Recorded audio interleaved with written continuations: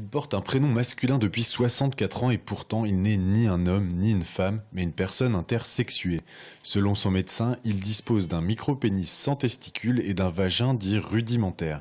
Cette histoire humaine va peut-être faire évoluer la législation puisque le tribunal de grande instance de Tours a ordonné le 20 août dernier à la mairie de Tours de modifier l'acte de naissance de ce dernier et de remplacer la mention masculin par sexe neutre. Une grande première en France. Cette décision est effectivement une grande première parce que c'est une troisième mondiale et c'est une première en Europe et en France puisqu'elle permet de sortir de la binarité sexe masculin et sexe féminin, notamment pour une personne intersexuée dont la réalité ne relève ni de l'un ni de l'autre sexe existant pour le moment.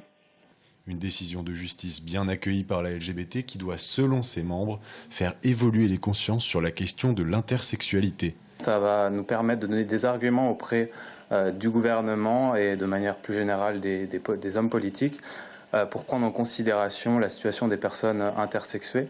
Donc c'est 8000 enfants qui naissent par an. On leur assigne une identité sexuelle par des opérations chirurgicales mutilantes. Des traitements hormonaux.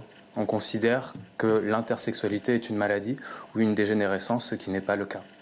Selon une étude américaine de l'université de Brown aux États-Unis, 1,7% de la population mondiale serait touchée par ce phénomène. Le parquet de Tours a fait appel du jugement, mais pour le moment, la date n'a pas encore été communiquée.